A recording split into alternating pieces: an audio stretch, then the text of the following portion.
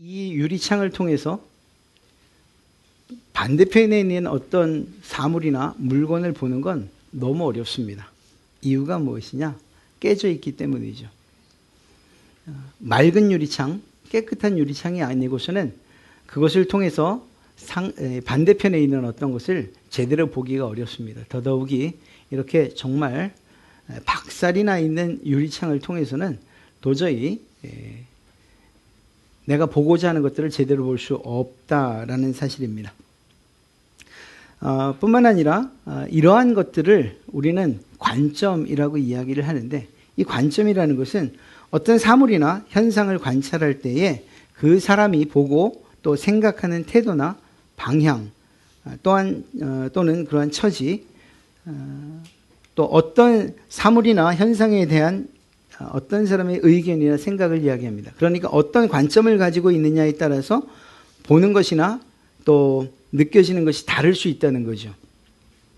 예를 들어서 어떤 사람이 안경을 꼈는데 깨진 안경이나 더러운 안경을 썼다라고 한다면 앞서 우리가 봤던 깨진 유리창처럼 제대로 볼 수 없다는 것입니다. 이것은 사물이, 내가 보고자 하는 사물에 문제가 있는 것이 아니고 내가 보고 있는, 나로 하여금 보게 하는 그 안경이나 거울, 이것이 문제인 것이죠. 우리가 가지고 있는 생각이나 관점, 무엇인가를 바라볼 때의 기준이 되는 그것이 잘못되어 있다면 보고자 하는 것이 제대로 되어 있어도 여전히 잘못된 것들을 볼 수밖에 없다는 것입니다. 문제는 안경에 있는 거죠.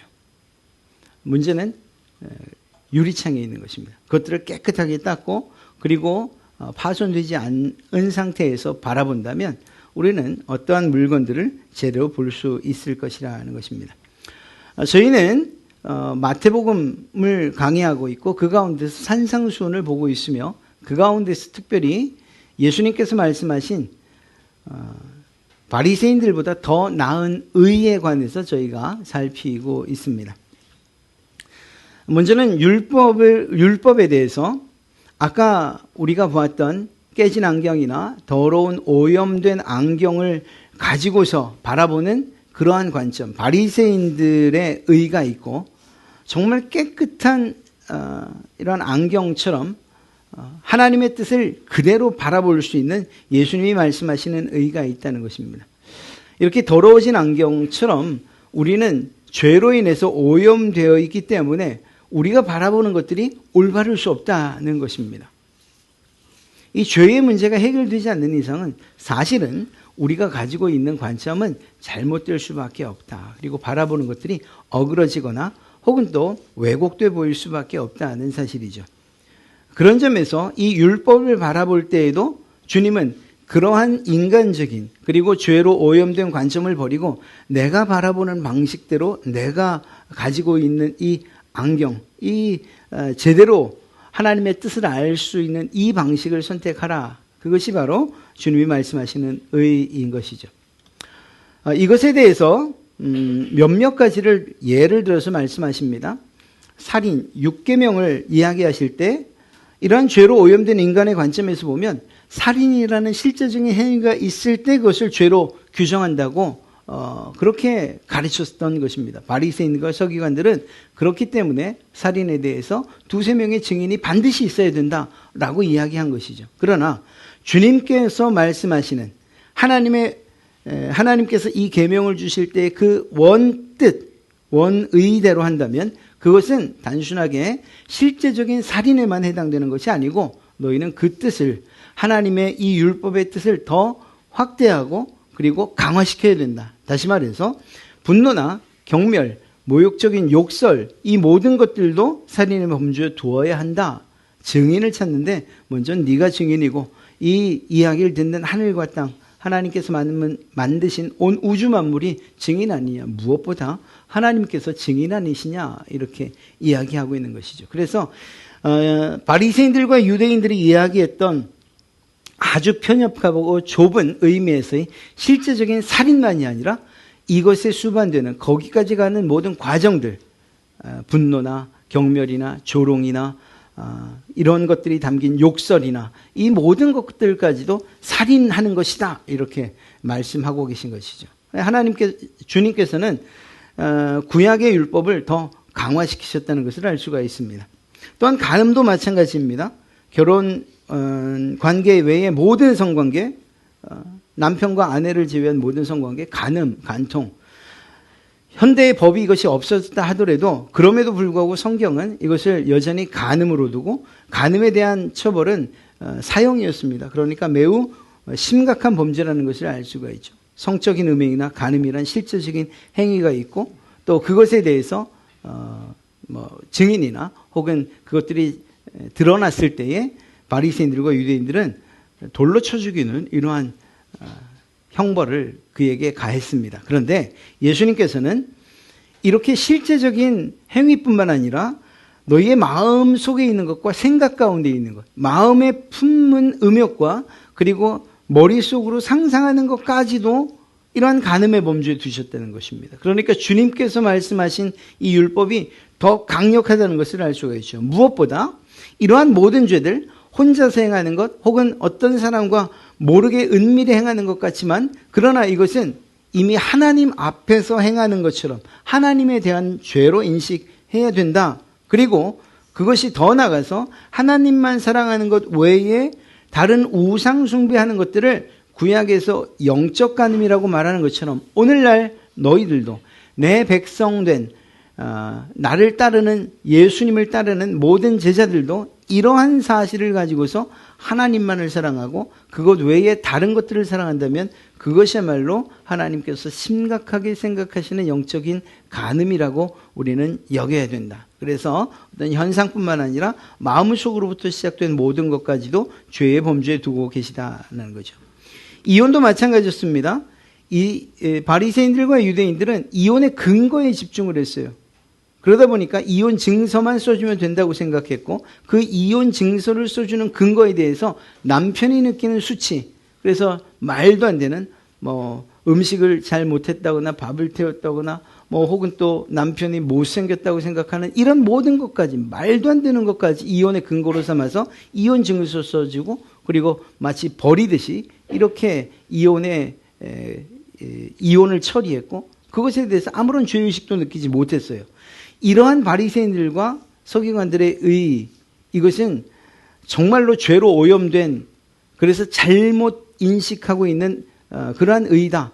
너희들의 의는 이것보다 훨씬 나아야 된다. 내가 너희들에게 이 이혼에 대해서 말하는데 그것의 본 의미는 하나님께서 결혼 제도를 왜 주셨는가를 생각해야 된다. 그것을 통해서 가장 행복하고 그리고 가장 아름다운 관계를 유지하며 더 나아가 그것이 하나님과 하나님의 백성들, 교회와 성도들과의 관계까지도 확장되어진다는 사실들을 잊지 말아라. 이렇게 말씀하고 계신 것이죠. 그러면서도 이 간음에 대해서만큼은 이혼 사유로 두셨던 것을 알 수가 있습니다. 맹세와 서역도 마찬가지입니다. 죄로 오염된 인간의 관점에서 보면 맹세, 이것의 범주를 하나님에게 국한시킨 것, 더 나아가서 자신들이 만든 장로의 유전을 통해서 맹세를 빠져나갈 구멍들을 너무 많이 만들어놨다는 것이죠. 성전에 금으로 맹세하면 반드시 지켜야 되는데 성전으로 맹세하면 괜찮다, 어겨도 된다. 제단 위에 제물로 맹세하면 반드시 지켜야 하지만 제단으로서 맹세하면 지키지 않아도 된다.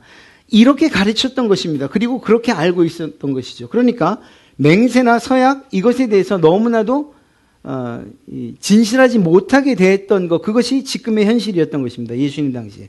예수님께서는 그래서 이것이 너희가 만든 그러한 맹세와 서약, 그 조문들이 중요한 것, 조항들이 중요한 것이 아니라 이 맹세와 서약을 통해서 너의 진실함을 보여야 된다라는 것입니다. 그러니까 거짓 맹세하지 말라는 것이죠.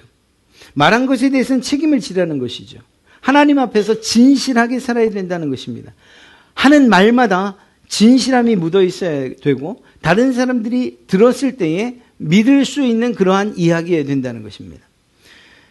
지금까지 하는 것들은 예수님의 제자들에게 하는 이야기예요. 여러분들과 저에게 해당되는 말이죠. 여러분들의 말에 무게감이 있어야 되고 진실함이 있어야 되는 이유가 무엇이냐라고 묻는다면 주님께서 이렇게 말씀하셨기 때문입니다. 그리고 오늘 여러분들과 살피려고 하는 것은 바로 복수에 관한 것, 보복에 관한 것입니다. 복수와 보복에 대해서 오늘 말씀을 읽어보면 너희는 바리새인들과 서기관들은 너희에게 무엇이라고 가르치냐? 눈은 눈으로, 이는 이로. 그러니까 받은 만큼 갚아줘라. 이렇게 가르치고 있지 않느냐?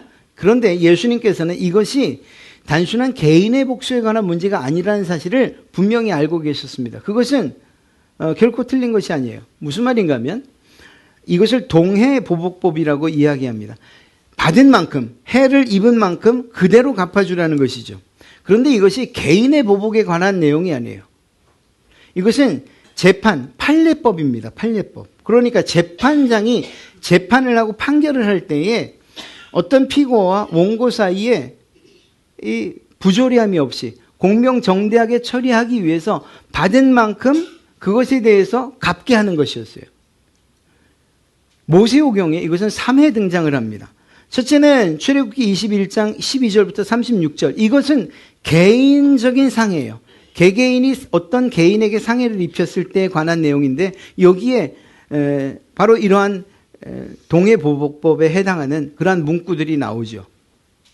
그런데 이때에도 보면 이 눈은 눈으로 이는 이로 하는 것이 그 기준이 무엇이 그것이 그렇게 말하는 이유가 무엇이냐? 어떤 사람이 어떤 사람에게 상해를 입혔을 때에 입은 상해에 해당하는 만큼의 보상을 하라는 것이에요. 금전적으로 모든 대부분의 것들을 금전적으로 해결하게끔 율법은 이야기하고 있어요. 내가 눈이 다쳤으니까 너 눈 내가 다치게 하마 이런 의미가 아니었어요. 그만큼에 해당하는 분명 확실한 보상을 하게끔 그렇게 판결하라는 것이죠. 그래서 실제적으로 개인적인 상해는 대부분 금전적인 그러한 보상으로 이루어졌다는 사실을 성경은 이야기하고 있습니다. 두 번째는 레위기 24장 10절부터 20절 사이에 나오는데 이것은 불경한 말로 하나님을 모욕한 자를 돌로 칠 때에 이때 눈은 눈으로 이는 이로 이러한 표현이 나옵니다. 그러니까 개인적인 복수가 아니라는 것이죠. 세 번째도 마찬가지입니다. 신명기 19장 15절부터 21절 사이 위증을 할 때에 눈은 눈으로 이는 이로 이건 역시 개인적인 보복에 대한 복수에 대한 이야기가 아니라는 거예요. 다시 말하면 이 이야기는 어떤 개인의 복수나 보복을 위한 법이 아니라는 것입니다. 오히려 동일한 레위기에서에서 레위기서를 보면 19장 18절에 원수를 갚지 말라고 기록되어 있어요. 원수를 갚지 말라고. 그러니까 복수나 보복에 대한 내용이 사실은 없다는 것입니다. 눈은 눈으로, 이는 이로 할 때에 이러한 보복에 관한 그러한 문구 같지만 실제로 그것이 사용된 세 번의 경우에 개인적인 보복을 이야기하는 것은 없다는 거예요. 주님은 그것을 아셨죠. 그러면 바리새인들과 서기관들이 이것을 몰랐겠냐? 그건 아니에요. 알았지만 그럼에도 불구하고 개인의 복수와 개인의 보복에 이러한 하나님의 말씀을 사용했다는 거예요. 이용했다는 것입니다. 주님께서는 그것을 분명히 하고 계신 것이죠. 이 동해보복법, 그러니까 눈은 눈으로 이는 이로 이것이 왜 필요한가? 첫째는 가해자에게 합당한 처벌이 이루어지게끔 하기 위한 것입니다. 여러분 오늘날에도 어떤 사람이 정말 요즘 많은 이야기들이 있지만 정말 법이 합당한가? 제가 그런 이야기할 때 꼭 여러분들에게 나누는 이야기 바로 음주운전 혹은 또 그것으로 인한 어떤 사망사고 이런 거죠. 제가 기억이 맞다면 12년 나왔단가 그래요. 아니 한 사람이 죽었어요. 그리고 아이가 죽었어요. 그리고 다친 아이들도 있어요. 그런데 정말 이 동해보복법대로 한다면 그 형벌은 너무 가벼운 거예요. 한 아이가 살아보지도 못한 모든 인생을 포기하고 죽어야만 했고 그 가족은 그 아이 때문에 정말 한평생을 고통 가운데 살아야 되는데 그것에 해당하는 그러한 보상이라고 한다면 그것에 합당한 정말 1대1의 공명정대한 판정이라면 더 무거운 형벌이 내려져야 되는 거죠. 일본의 경우에도 이렇게 약했던 그러한 처벌, 그것이 지금은 강화돼서 사망사고 경우 30년? 사실 그것도 당한 입장에서 너무 억울하죠. 그러니까 그런 거예요. 가해자에게 합당한 처벌이 이루어져야 된다는 의미에서 하나님은 이러한 법을 주신 것이죠. 또 피해자 입장에서 보면 내가 법원에서, 즉 재판을 하는 당신의 이야기를 들어보니 나는 나에게 가해를 입힌 사람에게 주는 형벌이 너무 약하다고 생각해. 그래서 나는 저 사람을 반드시 죽이는 것으로서 내가 보상받겠어 라고 하는 것까지도 막는 거죠. 피해자 입장에서는 규정 이상의 복수를 제한하는 거예요. 한 대 맞았으면 한 대 때리는 것, 혹은 또 그것에 대한 적당한 보상이면 된다는 거예요.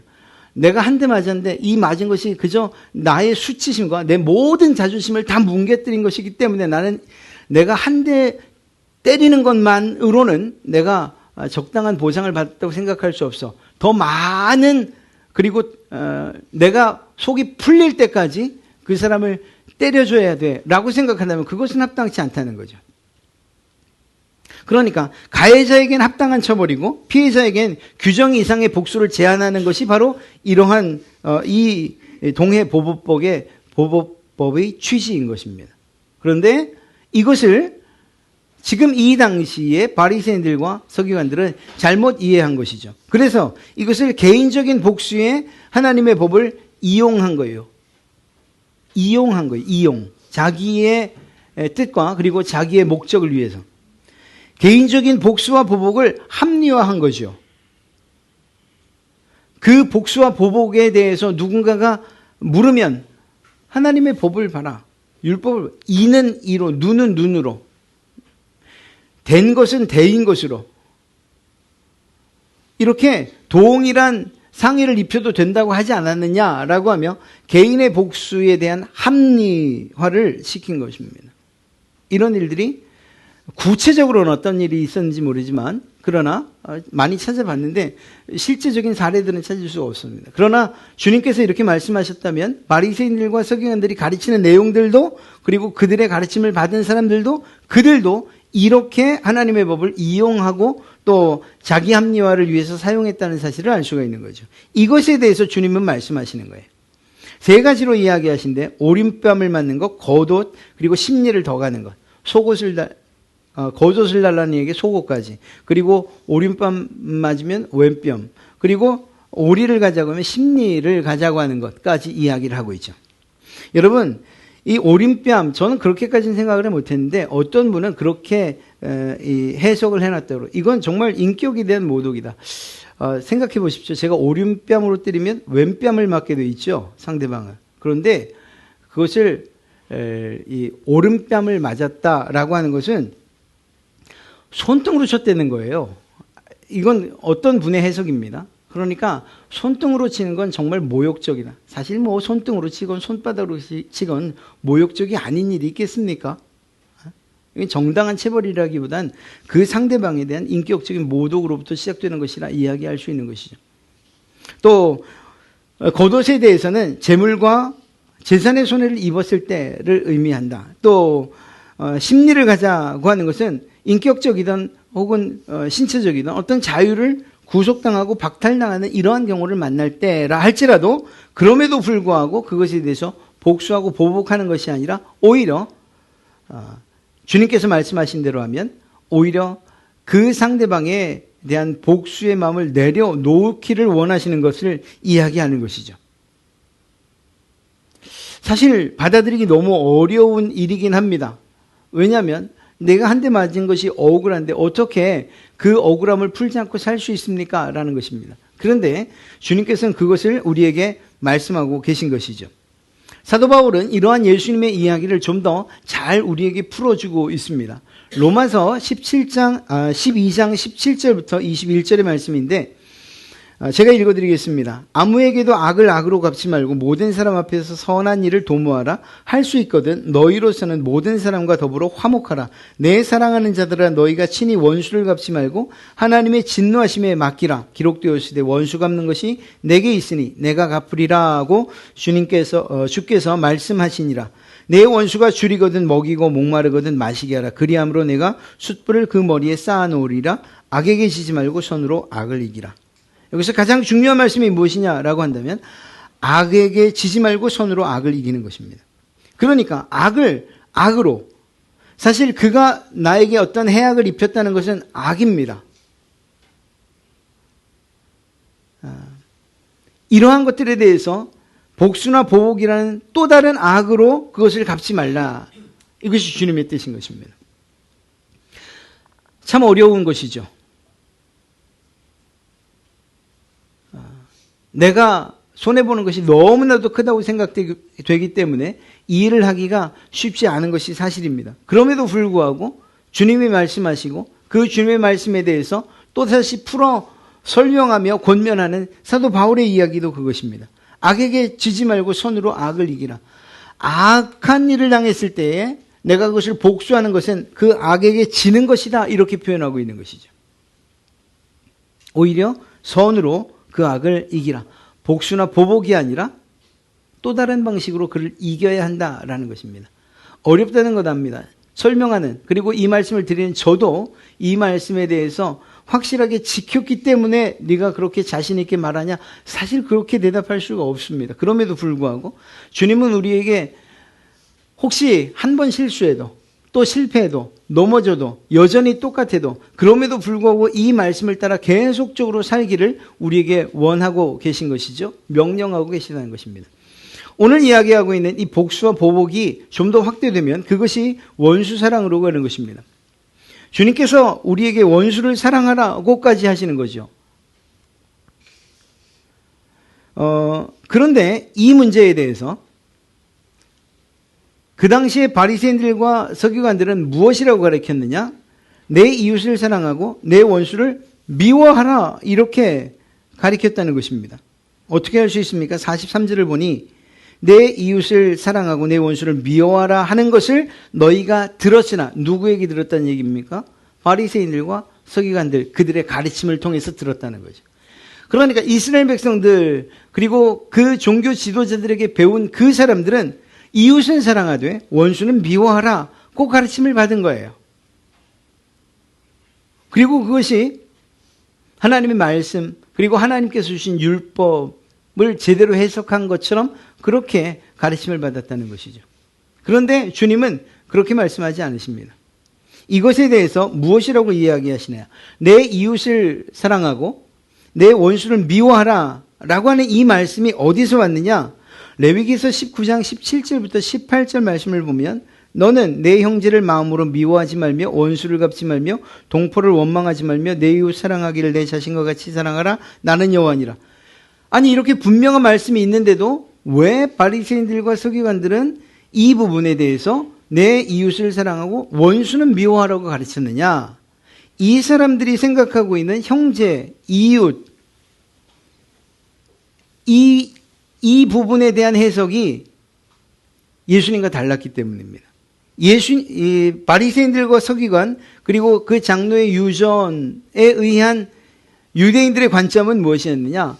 내 형제와 이웃, 그것은 내 동족, 유대인들, 그들 가운데 한 명, 그들이 내 형제고 내 이웃이라는 거예요. 같은 인종이나 혹은 종교에 속한 일가 친척들만이, 그들만이 나의 형제이고 나의 이웃이라는 것이죠. 그러니까 레위기 19장에서 이야기하고 있는 내 형제, 이것은 유대인들에 해당하는, 동족에 해당하는, 유대교를 같이 믿고 있는 그 사람들에 해당하는 사람들이라는 거예요. 이렇게 제한적으로 해석을 한 거죠. 그래서 이것을 어떻게 해석을 했느냐? 오직 내 이웃만 사랑하라는 거예요. 내 이웃만. 더 나아가서 원수를 미워하라는 것에 대한 허가 혹은 명령으로까지 해석하고 그렇게 가르쳤던 것입니다. 그러니까 내 원수를 사랑하고 내 원수는 미워해라. 이러한 가르침이 예수님 당시에 있었던 것이고 또 그렇게 했던 거예요. 이런 가르침 가운데 있으니 이 사람들이, 이 유대인들이 이방인들에 대한 마음을 열 수가 있겠습니까? 이것이 얼마나 큰 악영향을 미쳤는가?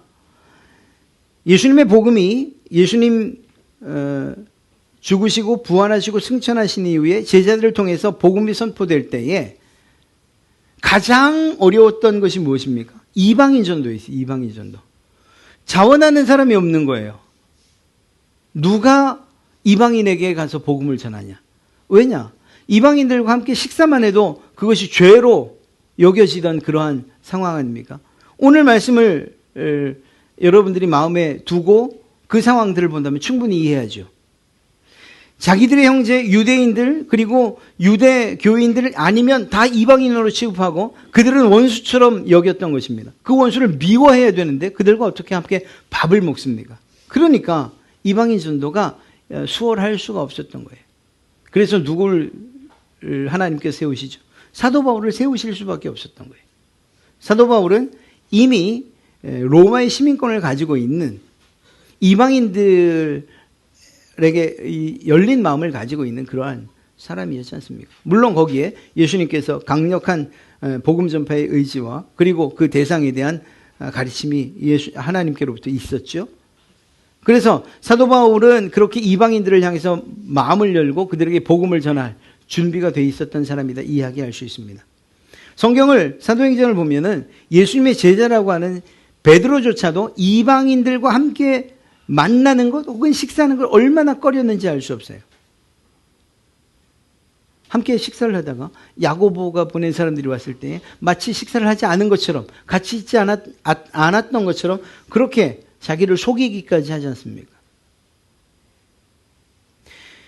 하늘로부터 고넬료에게 갈 때 하늘로부터 이 부정한 것들이 쌓여있는 보자기가 내려왔을 때 그걸 그토록 거절한 이유가 무엇입니까?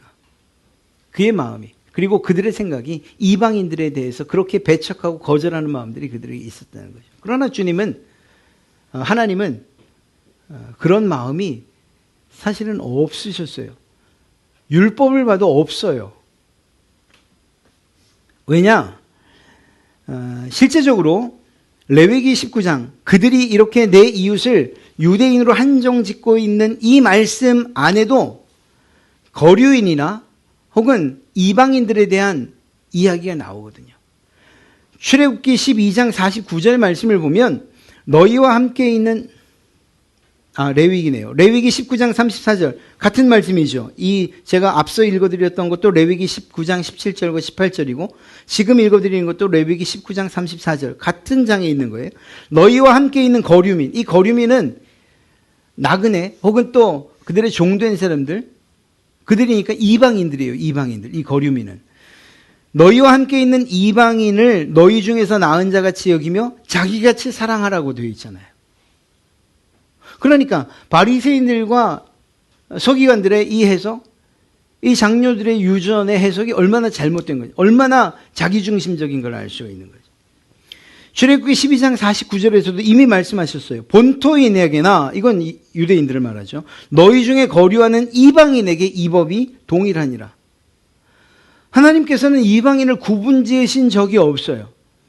오히려 창세기부터 시작되어지는 하나님의 역사 안에는 계속해서 이방인에 대한 개입이 그들을 사랑하시는 하나님의 마음이 담겨져 있는 것을 우리는 알 수 있어요. 그것을 마태복음에서 우리는 이미 발견했잖아요. 마태복음의 1장에 나온 족보 안에서 수없이 많은 이방인들과 그리고 그 당시에 한 인격체로 취급받지 못하던 여인들의 이름이 족보에 들어있는 걸 알잖아요. 우리가 이미 배웠잖아요. 다시 말하면 하나님은 이러한 것들에 대해서 구분하지 않으셨다니까요. 인종이나 성별이나 혹은 그 어떤 것으로도 하나님은 구별하지 아니하시고 하나님은 다 사랑하셨어요. 이것은 결국은 유대인들에게 있었던 잘못된 선민의식과 그리고 그렇게 가르쳤던 인종적인 편견이라고 이야기할 수밖에 없는 것이죠. 이것을 주님께서 말씀하고 계시고 그들의 잘못된 바리새인들의 서기관들의 잘못된 의를 깨고 계신 것입니다. 무엇으로? 내가 말하는 올바른 의, 예수 그리스도의 의로 말입니다. 예수님의 관점으로 다시 봐야 된다는 거예요. 내 이웃을 사랑하고 내 원수를 미워하라 라고 하는 이것, 말씀드린 것처럼 잘못된 선민의식이었고 종교나 혹은 성별 또 혹은 기타 여러 가지 것들에 의한 인종 혹은 또 편견이었어요. 이것은 하나님의 뜻이 아니죠. 이것에 대해서 주님은 말씀하신 거예요. 아니다. 하나님은 언제나 그의 율법을 통해서 차별 없는 사랑을 말씀하신다. 어떤 편견에도 제한받지 않는 사랑을 이야기하고 계신다. 그러니까 더 나가서 원수와 박해자를 위해서 기도해라. 이것이 주님의 뜻이었습니다.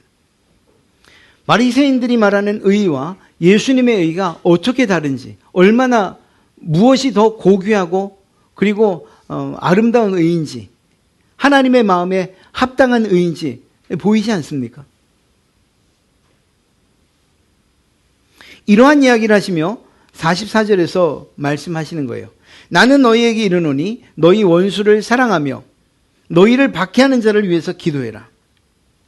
예수님께서는 이미 이러한 원수들에 대한 이야기를 하실 때에 먼저 말로써 성경도 마찬가지입니다. 성경의 많은 부분에서도 너희를 저주하는 자를 위하여 축복하며, 이게 정말 어려운 말이지만 그러나 하나님의 말씀이니 제가 이렇게 담대히 이야기합니다. 너희를 저주하는 자를 위하여 축복하며, 원수에 대한 사랑이 이미 말로써 우리 가운데 있어야 돼요. 여러분들을 혹시 저주하는, 아니 저주에 가까운 이야기하는 그러한 분들 계십니까? 그럼 우리도 한마디 해 주셔야 돼요. 그런데 내용은 좀 다르게. 그러면 되지 않겠습니까? 정말 우리를 향해서 욕을 퍼붓고 그리고 또 저주를 하는 그러한 내용이 있다 하면, 그러면 우리는 그러한 이야기에 또 다른 말로서, 하나님이 원하시는 말로서, 축복의 말로서 되돌려주면 되는 거죠. 그것을 이야기하고 있어요. 정말 어려운 것이지만 그러나 주님께서 이렇게 말씀하십니다. 원수의 행동에 대해서도 말씀하시죠. 너희 원수를 사랑하며 너희를 미워하는 자를 선대하며 선하게 대접하라. 너희는 원수를 사랑하고 선대하며. 누가복음 6장 27절과 35절에 그렇게 이야기하고 있어요. 이게 정말 쉽지 않은 일이기 때문에 주님께서 우리에게 말씀하시는 것이 무엇이냐? 너희를 박해하는 혹은 모욕하는 자를 위해서 기도하라는 거예요. 기도하라. 여기에 정말 제대로 된 키포인트가 있는 것입니다. 기도하라. 중보기도는 그런 점에서 원수나 혹은 정말 나를 박해하는 사람들을 위한 이러한 중보기도는 우리가 어떤 사랑을 가졌는가에 대한 표현이에요. 어떤 사랑입니까? 하나님의 사랑이죠. 여러분들이 하나님을 사랑하고 또한 하나님의 사랑이 여러분 안에 있다면 이러한 기도를 해야 된다는 것입니다. 이러한 기도를 통해서 원수를 사랑하고 그들을 축복하는 이야기를 해야 된다는 것입니다. 또한 여러분들이 가지고 있는 그 사랑을 증가시키는, 증대시키는, 증폭시키는 그러한 수단이 될 것이라는 것입니다. 기도할 때에. 그리고 더 나아가서 기도할 때에 기다리지 말라는 거죠. 사랑이 우리 가운데 생길 때까지 하나님 조금만 참아주세요. 제가 저 사람에 대해서 마음이 조금만 열리면 내 그때 기도하겠습니다 라고 말하지 말라는 거예요. 사랑하는 마음이 들기 전에 먼저 기도하라는 것이죠. 이건 정말 주님께서 우리를 사랑하시고 우리를 위해서 하셨던 그 일들을 잘 기록하고는 로마서를 보면 잘 알 수 있습니다. 로마서 5장을 보면 우리가 원수되었을 때에 하나님께서 우리에 대한 사랑을 확증해 주셨거든요. 예수 그리스도를 십자가에 못 박는 것을 통해서. 우리가 원수되었을 때, 누구와? 하나님과 원수되었을 때, 그 원수의 상태에 있을 때에 이미 우리를 위해서, 여러분을 위해서 내가 예수 그리스도를 십자가에 못 박겠다라고 결정하고 그 일을 행하셨다니까요. 우리가 주님의 제자, 하나님의 제자라고 한다면 그러한 일들을 해야 하는 것이죠. 원수를 위하여 기도하고 말과 행동으로 사랑할 때 그때 비로소 여러분이 누구의 아들인가? 하나님의 아들이라는 것이 입증될 줄로 믿습니다. 어려운 일이지만 그러나 여러분들을 박해하고 그리고 또 여러분들을 힘들게 하는 바로 그 원수 같은 사람들 말입니다. 우리가 한 가지 먼저 말씀드린다면 여러분들이 잘못하거나 여러분들의 실수나 또 혹은 악함 때문에 받는 그러한 뭐라고 해야 되죠? 그러한 어려움이나 그러한 박해를 이야기하는 건 아닙니다. 아니 내가 잘못해서 받는 박해가 그게 무슨 박해겠어요? 그거 말하는 거 아니에요. 정말 여러분들은 그를 사랑하는 마음으로 그리고 그리스도의 뜻에 따라 순종하는 마음으로 그렇게 행할 때 그럼에도 불구하고 받는 예수 그리스도를 통한 박해말입니다. 그럼에도 불구하고 여러분들이 기도하고 그를 말과 행동으로 사랑할 때 여러분들은 하나님의 아들이라는 이러한 사실들을 입증받게 될 것입니다. 또한 우리는 어떤 사람들이냐? 우리 그리스도인들은 원수를 사랑하라고 부름받은 사람들이라는 거예요. 정말 어렵지만 이렇게 말씀드립니다. 권합니다. 그리고 이 일에는 하나님의 초자연적인 은혜가 없이는 불가능해요. 아니, 우리가 어떻게 끝까지 용서하고 끝까지 사랑할 수 있단 말입니까? 내게도 자존심이 있고 내 상황이나 내 기분도 있는데 말이에요. 내가 포기하고 싶지 않은 그러한 상황들이나 여건들이 너무 많은데 말이에요. 무엇보다 마음이 열리지 않을 수도 있잖아요. 그렇기 때문에 이러한 원수들에 대한 사랑은 하나님의 초자연적인 은혜가 있어야 된다는 거죠. 존 스토트라고 하는 목사님은 이렇게 말씀하셨어요. 우리를 사랑하는 사람들만 사랑한다면 사기꾼보다 더 나을 게 없다. 좀 강력하게 말씀하셨죠. 사랑하는 사람들은 오늘 주님도 말씀하셨던 것처럼 세리들도 한다. 세리가 어떤 사람들이었습니까? 이 당시 이스라엘 사람들이 가장 경멸하던 사람 아닙니까? 너희가 그렇게 경멸하고 무시하는 그들도 사랑하는 사람은 사랑해. 만약에 너희가 그런 태도를 취한다면, 그래서 원수는 미워하고 이웃은 사랑하라고 그렇게만 가르친다면 저 세리들과 너희들과 뭐가 다르냐는 것이죠. 내가 말하는 저 사람들과 저 바리새인들과 서기관들보다 더 나은 의는 원수까지 사랑하는 것이다. 이렇게 말씀하고 있는 것입니다.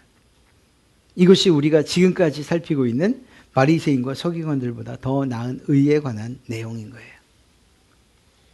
지금까지 쭉 살폈던 6가지의 내용, 그 가운데 오늘 살핀 내용을 그냥 핵심만 뽑는다면 여러분의 삶이 예수 그리스도를 따르는 여러분의 삶이 이러하기를 바랍니다. 악에게 지지 말고 손으로 악을 이기십시오. 원수를 위하여 기도하고 말과 행동으로 사랑하시는 그러한 여러분 되시기를 주님의 이름으로 축복합니다. 누가 갚아주냐고요? 하나님께서 갚아주신다고 하고 있지 않습니까? 원수 갚는 것이 하나님의 손에 있다. 하나님께 있다고 말씀하셨잖아요. 여러분들이 원수 갚는 것이 확실하겠습니까? 아니면 하나님께서 갚으시는 것이 확실하겠습니까? 우리는 당장 우리 눈에 보여야지 하나님께서 내 이 억울한 마음을 아시는구나 생각하지만 결코 그렇지 않습니다. 그렇게 길지 않은 우리의 인생을 마치고 하나님 보좌 앞에 서는 날, 그때에 원수를 사랑한 것에 대한 보상을 여러분은 받을 것이고 그 원수들은 우리가 상상한 것 이상의 그러한 형벌을 받게 될 거예요. 그래서 그때를 생각하면 불쌍하게 여겨지는 거죠. 야, 저 사람이 빨리 회개하고 하나님을 믿는다면 좋을 텐데, 그렇지 않으면 나한테 해를 입힌 건 요만큼인데 저 사람이 받게 될 형벌은 너무나도 크고 너무 무서운데, 불쌍하다라는 생각이 그제서야 생기지 않겠습니까? 오늘 말씀 정말 저도 여러분들에게 전하기 어려운 그런 말씀이에요. 제가 이렇게 정말 100% 산다면 제 목소리가 좀 더 컸겠죠. 그런데 그렇기가 쉽지 않아요. 그럼에도 불구하고 오늘 못했으니 난 도저히 안 되겠다 그러지 마십시오. 기도하면서 악에게 지지 말고 내가 오늘도 손으로 악을 이기리라. 나를 저주하는 자들에게 내가 축복의 말로서 응대하리라. 원수를 위해서 기도하고 그리고 말로써 행동으로써 내가 예수님의 사랑을 나타내 보이리라. 이렇게 여러분들이 결단하고 그리고 또 하루하루를 매일 새롭게 결단하며 사신다면 주님을 점점 더 닮아가는 그 사랑이 여러분의 사랑이 될 줄로 믿습니다. 주님께서 주시는 이러한 사랑으로 세상을 놀랍게, 여러분들의 가정과 여러분의 직장과 교회와 사회를 놀랍게 변화시키는 그러한 그리스도의 제자들이 되시기를 주님의 이름으로 축복합니다.